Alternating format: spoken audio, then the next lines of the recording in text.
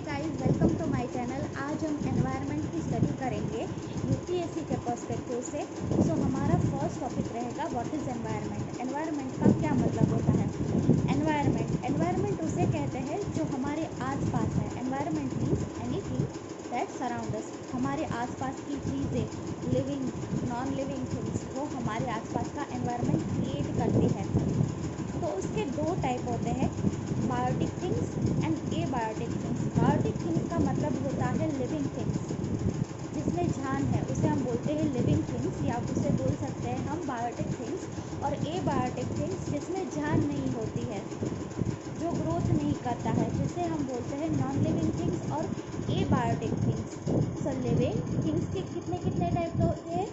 Biotic things और abiotic things. Biotic things जिसमें जान होती है, जो ग्रोथ करता है, और एबायोटिक थिंग्स माने नॉन लिविंग थिंग्स जिसका कोई ग्रोथ नहीं होता।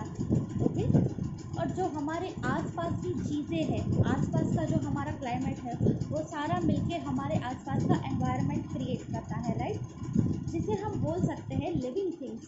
और नॉन लिविंग थिंग्स का जो इंटरेक्शन होता है, उसे भी हम एनवायरनमेंट बोल सकते हैं। प्लस लिविंग थिंग्स का जो इंटरेक्शन होता है, उसे भी एनवायरनमेंट बोल सकते हैं। और सपोज फॉर एग्जांपल, एक ट्री है जिसे हम बोलते हैं एक लिविंग थिंग, राइट। सनलाइट की मदद से वो अपना फूड बनाता है, जिसे हम बोलते हैं फोटोसिंथेसिस। तो इसे इंटरेक्शन बोलते हैं हम लिविंग थिंग का। लिविंग थिंग यानी कि पेड़, ट्री और सनलाइट, जिसे हम बोलते हैं एबायोटिक थिंग्स, उन दोनों का इंटरेक्शन होता है और पेड़ अपना फूड बनाता है। सो इन दोनों की इंटरेक्शन से एक जो प्रोसीजर होता है, उसे बोलते हैं फोटोसिंथेसिस। सो जो इन दोनों का इंटरेक्शन होता है, लिविंग थिंग्स और नॉन लिविंग थिंग्स का, उसे हम बोलते हैं environment.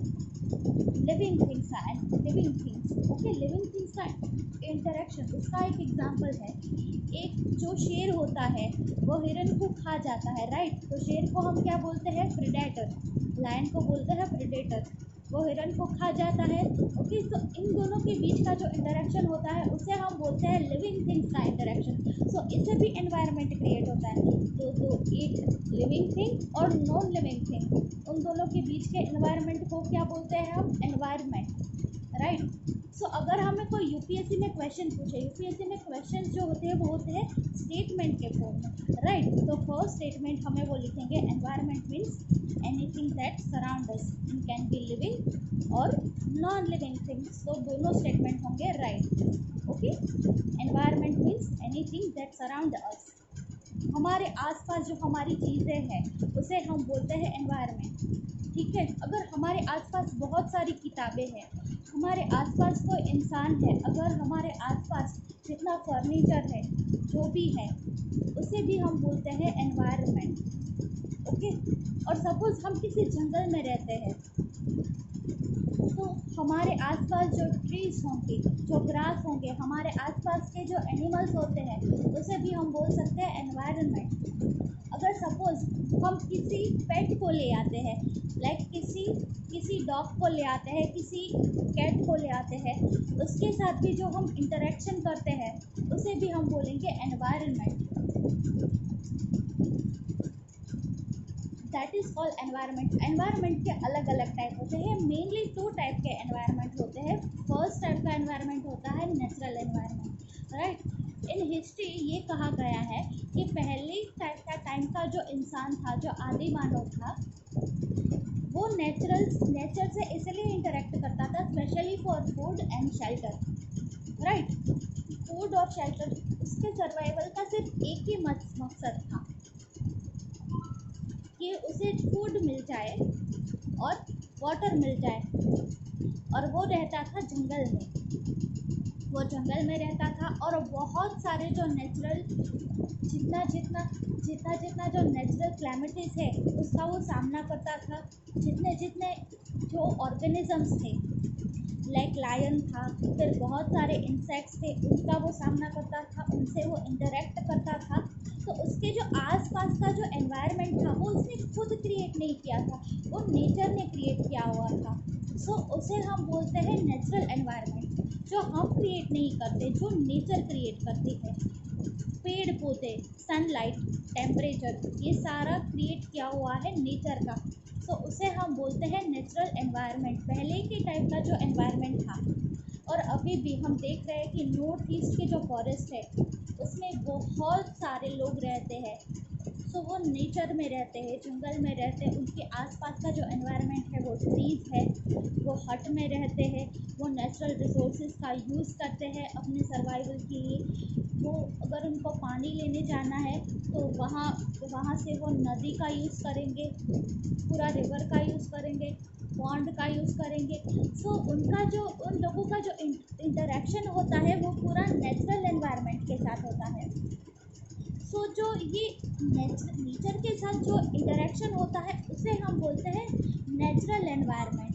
Main made environment like जिस सोसाइटी में हम रहते हैं, जहाँ पे बहुत सारे रोड बने हुए हैं, बहुत डेवलपमेंट हो चुका है, फिर यहाँ पे उतने पेड़ पौधे नहीं लगते हैं, हम स्कूल जाते हैं, हम पढ़ाई करते हैं, हमारे घर है वो ईंट से बने हुए हैं। सो ये जो एनवायरनमेंट बनाया हुआ है ये हमारा बनाया हुआ एनवायरनमेंट है। ह्यूमन ने डेवलप होके ये सारा एनवायरनमेंट क्रिएट किया हुआ है। सो उसे हम बोलते हैं मैन मेड एनवायरनमेंट, जिसके साथ हम इंटरेक्ट करते हैं। ह्यूमन्स इंटरेक्ट करते हैं स्कूल्स के साथ, लिविंग लाइक हम हमारे पेरेंट्स के साथ इंटरेक्ट करते हैं, फिर हम इंटरेक्ट करते हैं हमारे टीचर के साथ। तो लिविंग पर्सन एक दूसरे के साथ जो इंटरेक्ट करते हैं उससे भी एक एनवायरनमेंट क्रिएट होता है। सो उसे बोलते हैं मैन मेड एनवायरनमेंट। सो एनवायरनमेंट का क्या मतलब होता है? लिविंग लोग लाइक पर्सन अगर एक दूसरे के साथ कोई भी इंटरेक्शन करते हैं तो उससे भी एक एनवायरनमेंट क्रिएट होता है, राइट। और अगर हम खाना खाते हैं, ठीक है, हमारी थाली में फूड है, उसे हम खाते हैं। फूड जो होता है उसे क्या कहते हैं? फूड जो होता है वो नॉन लिविंग होता है। तो उससे भी हम जो इंटरेक्ट करते हैं, खाते हैं, उससे भी एक एनवायरनमेंट क्रिएट होता है। सो उसे भी हम बोलते हैं एनवायरनमेंट। तो एनवायरनमेंट का मतलब क्या होता है? लिविंग थिंग्स एक दूसरे के साथ इंटरेक्ट करता है, that is called environment. Living things, non living things एक दूसरे के साथ इंटरेक्ट करते हैं, उसे बोलते हैं एनवायरनमेंट। ओके, एनवायरनमेंट के कितने टाइप होते हैं? 2 टाइप होते हैं।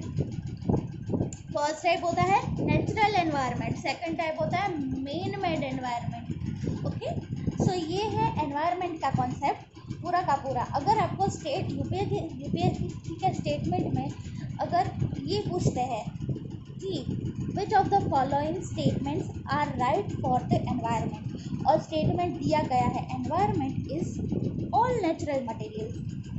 Okay, environment is composed of all natural materials, not artificial materials. तो ये स्टेटमेंट होगा रॉन्ग। एनवायरनमेंट में सिर्फ नेचुरल मटेरियल्स नहीं होते हैं, एनवायरनमेंट में आर्टिफिशियल मटेरियल्स भी होते हैं। Environment is composed of not only natural materials, it is also composed of man-made artificial materials। हमारे आसपास की जो ब्रिक्स है, हम जिस मकान में जिस जगह पे हम रहते हैं उसे भी हम एनवायरनमेंट बोल सकते हैं, ठीक है। Environment is all of natural materials, living things, non-living things and also artificial materials. That statement is right. Environment includes interaction among living things and non-living things.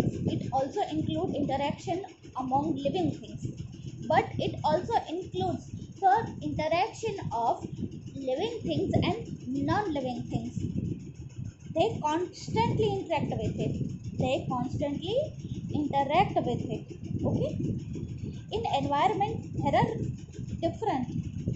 very different materials like bricks होता है, जो हमारे आसपास का furniture होता है, उससे भी एनवायरनमेंट क्रिएट होता है, राइट। बट अगर आप नेचुरल एनवायरनमेंट की बात करते हैं तो उसमें आता है एनिमल्स आते हैं, प्लांट्स आते हैं, सॉइल आता है, वाटर आता है। ओके, एंड एनवायरनमेंट, अगर हम एनवायरनमेंट की बात करें तो उससे क्या क्या अफेक्ट होता है? एनवायरनमेंट से हमारा ग्रोथ अफेक्ट होता है, डेवलपमेंट अफेक्ट होता है पर्सन का। कोई भी अगर एनवायरनमेंट आप ले लो, सपोज़ अगर आप नेचुरल एनवायरनमेंट में रह रहे हो, सपोज़ आप किसी जंगल में रह रहे हो, तो आपको आपको ज़्यादा नॉलेज होगी, आपके आसपास का जो ट्री होगा, आपके आसपास के जितने जितने वाटर रिसोर्सेज होंगे उसकी आपको नॉलेज होगी कि कौन कौन से ट्रीज़ है, उनके नाम आपको पता होंगे, क्योंकि आप वहीं रह रहे हो। तो आपकी ग्रोथ जो होगी वो उसी पे डिपेंड करेगी। सो जिस टाइप का हमारा एनवायरनमेंट होता है, हमारी ग्रोथ भी उससे अफेक्ट करती है। So environment affect the growth and development of the person. So growth and development में भी फ़र्क होता है। ग्रोथ मानी अगर आपके आसपास का एनवायरनमेंट सपोज़ बहुत अच्छा है, पॉल्यूशन फ्री है, सपोज़ आप किसी फॉरेस्ट में रह रहे हो, वहाँ पे बिल्कुल पॉल्यूशन नहीं है, तो आपकी जो ग्रोथ होगी वो एकदम अच्छी तरीके से होगी। आपको जो मिल्क मिलेगा, आपको जो खाना मिलेगा वो एकदम नेचुरल मिलेगा, एकदम अच्छा वाला खाना मिलेगा, तो आप अच्छे से ग्रो कर पाओगे। पर डेवलपमेंट क्या होता है? डेवलपमेंट ये होता है कि आपके आसपास स्कूल्स होने चाहिए जो आपको पढ़ा सके, ज़्यादा से ज़्यादा एजुकेट कर सके, आपको बता सके कि आपके जीने का पर्पस क्या है। सो उसे बोलते हैं डेवलपमेंट। डेवलपमेंट मानी आपको नॉलेज हो आपकी, आप यहाँ पे क्यों आए हो, आपका आगे का क्या पर्पस है, आप इस ह्यूमन सोसाइटी को किस तरह से सर्व करोगे। So that is called environment.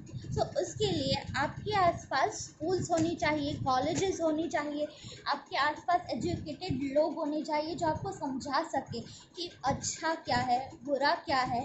That is called development. So ये फ़र्क है। अगर आप किसी नेचुरल एनवायरनमेंट में रह रहे हो पर आपके आसपास स्कूल नहीं है, कॉलेजेस नहीं है, तो आप अपना डेवलपमेंट कैसे करोगे? आपका ग्रोथ तो बहुत अच्छे से हो गया कि आप नेचुरल एनवायरनमेंट में रह रहे हो, वहाँ पे पॉल्यूशन नहीं है, तो आप ग्रो अच्छे से करोगे पर डेवलप नहीं कर पाओगे।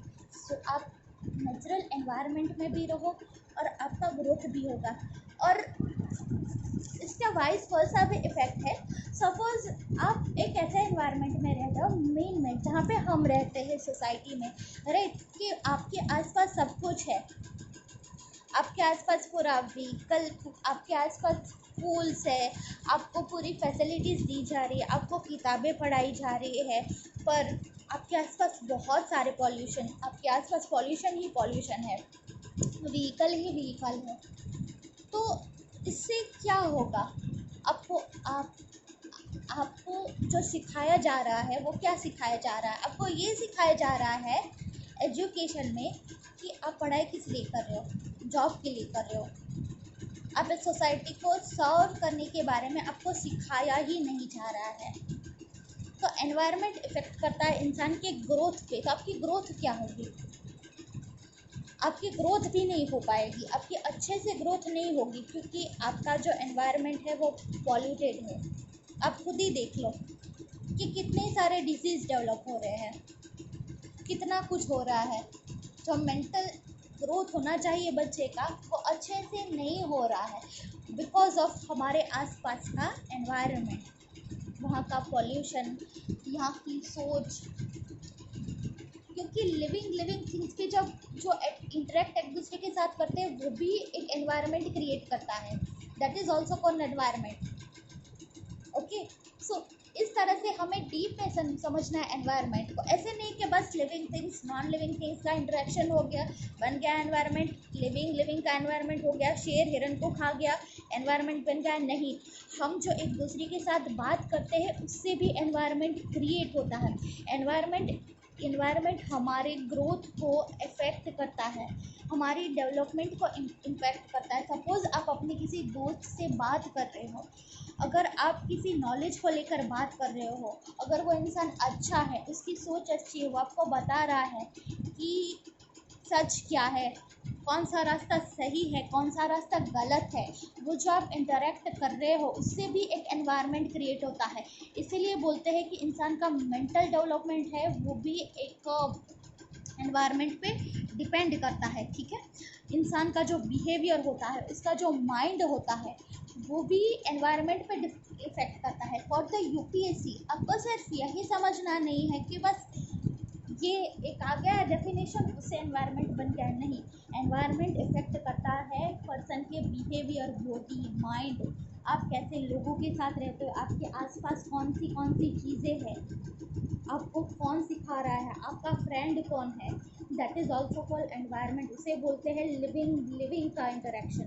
नॉन लिविंग थिंग्स, आप कौन सी किताबें पढ़ते हो, किताबों में तो जान नहीं होती, वो तो नॉन लिविंग थिंग्स होती है। अगर आप इसके साथ भी इंटरेक्ट करते हो तो उसे भी हम बोलते हैं एनवायरनमेंट, वो भी हमारा एनवायरनमेंट क्रिएट करते हैं। आप अच्छी किताबें पढ़ते हो, आप उसे नॉलेज गेन करते हो, that is also called environment.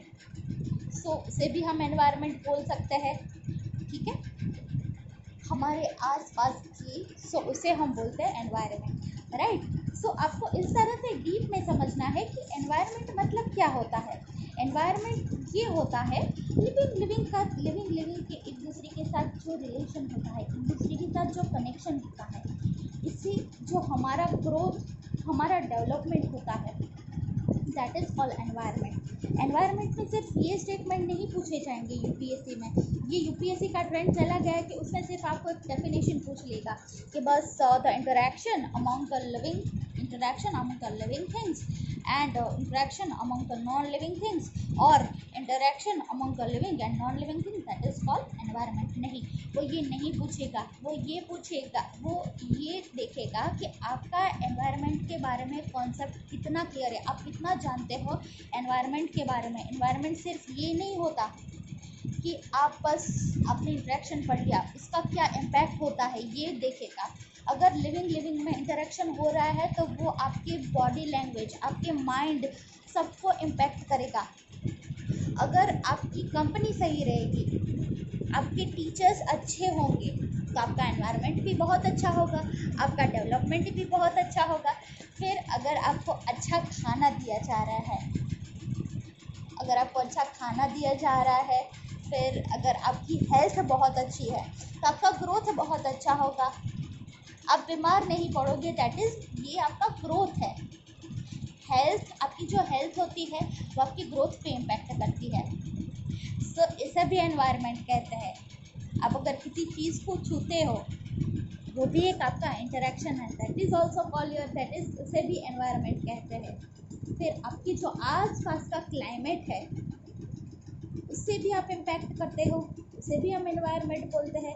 Climate के बारे में हम डीप में समझेंगे और ज़्यादा डीप में जाएंगे सेकंड वीडियो में। ये हमारा जो कॉन्सेप्ट था आज का वो था व्हाट इज़ एनवायरनमेंट, ओके।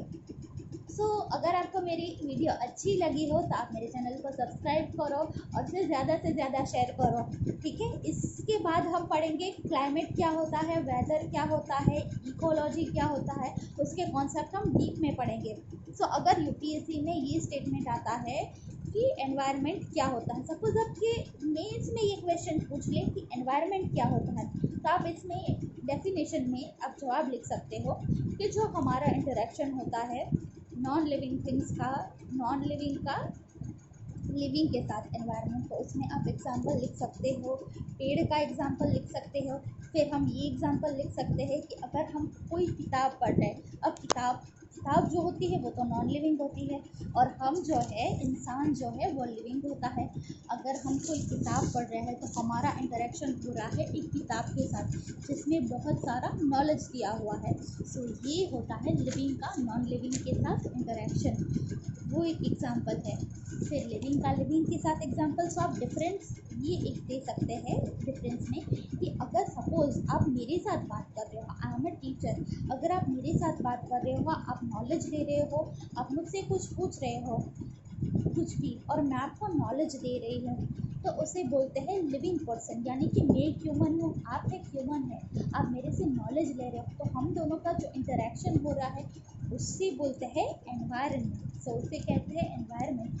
पर फिर आप लिख सकते हैं इससे अफेक्ट क्या होता है। इससे अफेक्ट ये होता है कि आपका डेवलपमेंट होता है, मेंटल डेवलपमेंट होता है। अगर मैं आपको सिखाती हूँ कि नहीं ऐसे नहीं, आपको ऐसे बिहेव करना चाहिए, आपकी बॉडी लैंग्वेज ये होनी चाहिए, या आपकी बॉडी लैंग्वेज गलत है, तो लिविंग के साथ इंटरेक्शन होने से आपका बॉडी लैंग्वेज में भी फ़र्क आ गया। सो दैट इज़ एनवायरनमेंट का इम्पैक्ट होता है। अगर आप अच्छे एनवायरनमेंट में हो तो आपका अच्छी इम्पैक्ट होती है, पर नहीं किसी का एनवायरनमेंट ऐसा है कि जहाँ पे ये सब नहीं सिखाया जाता, गुंडागर्दी होती है, छेड़छाड़ होती है। सो ये एनवायरनमेंट आपके आसपास का जो है, उससे आपका बिहेवियर का इफेक्ट होगा बहुत ज़्यादा। तो इससे आपके दिमाग पे जो होगी वो गलत इम्पैक्ट पड़ेगी, ठीक है। तो ये आपको ध्यान में रखना है, आपको डीप स्टडी करना है। डीप में आपको सिर्फ यही स्टडी नहीं करना है कि बस ये आपने डेफिनेशन का रट्टा मार लिया हो गया, नहीं, ऐसे नहीं। आपको सारे जो कॉन्सेप्ट है वो डीप में समझने हैं। आप किस तरह से जी रहे हो इसका भी असर है। यूपीएससी माने ऐसा नहीं है कि बस आपने डेफिनेशन रख ली, एनसीईआरटी पढ़ ली, नहीं, उसको आपको डीप में समझना है, अपनी लाइफ के साथ जोड़ना है, अपनी पर्सनालिटी को कैसे डेवलप करना है, ये एक होगा। आपको ऐसा नहीं कि सिर्फ प्रीलिम्स की तैयारी करनी है, नहीं, प्रीलिम्स की नहीं, मेंस की, इंटरव्यू की भी आपको पूरी तैयारी करनी है। अगर आपको कोई भी कॉन्सेप्ट कोई भी पूछे, कुछ भी पूछे एनवायरनमेंट का, तो उसे आपको अपनी डेली लाइफ के साथ आपको इंटरेक्ट करना है, ठीक है। तो आज का वीडियो यही तक था। Thank you so much. आपसे मिलके बहुत बहुत अच्छा लगा। आपको यूपीएससी के प्रिपरेशन के लिए बेस्ट ऑफ लक। आप अपनी लाइफ में कुछ करो, मैं आपके लिए प्रे करूँगी। सो बाय बाय। मज़ा आया आज का वीडियो में, और अगले टॉपिक में लेके आऊँगी इकोलॉजी का पूरा टॉपिक, ठीक है। इस वीडियो को ज़्यादा से ज़्यादा शेयर करिए। Bye bye.